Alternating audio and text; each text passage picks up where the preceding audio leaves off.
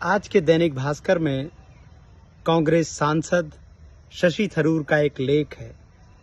लेख में शशि थरूर साहब यह बताने की कोशिश कर रहे हैं कि भारत ने उस पर किए जा रहे हमलों में अब कितना मजबूत रुख अपनाया है।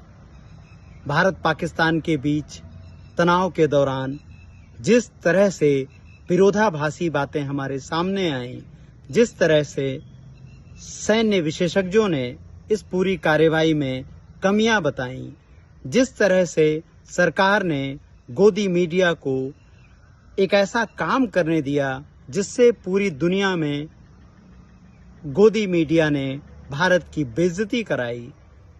इस ऑपरेशन सिंदूर में इतनी बढ़ा चढ़ाकर लिखी गई बातें बताती हैं कि क्या शशि थरूर की निष्ठाएं बदल गई हैं। विपक्ष के सांसद को इस तरह का लेख क्या लिखना चाहिए जिसमें वह सारी राजनीतिक मर्यादाएं पार करते हुए सरकार का प्रशस्ति गायन कर रहे हैं। शशि थरूर का यह लेख उनकी एक ऐसी छवि का भी खंडन है जिसमें उनकी बौद्धिकता की बात है, जिसमें उनके भाषा ज्ञान की बात है, जिसमें उनके अलग अलग विषयों पर ज्ञान और जानकारी की बात है।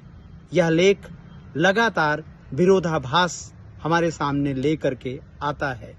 एक ऐसी कार्रवाई जिसमें लगातार ट्रंप के दखल की बात आई। आप देखिए, दुनिया के किस बड़े देश ने इस ऑपरेशन सिंदूर का समर्थन किया या कौन मोदी सरकार के साथ आया है।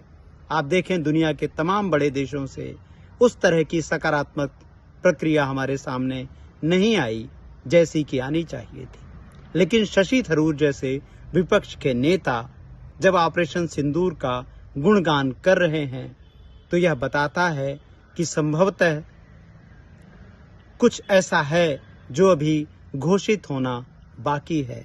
क्या शशि थरूर अपने लेखन के आधार पर मोदी सरकार की तारीफ करके अपने लिए कोई नया राजनीतिक मंच तलाशने की कोशिश कर रहे हैं? इसका उत्तर तो समय ही बता पाएगा। लेकिन फिलहाल यह लेख एक ऐसे व्यक्ति का कमजोर लेख है जिससे भारतीय समाज और नागरिक अधिक विद्वत्तापूर्ण लेखन और वक्तव्य की अपेक्षा करते रहे हैं।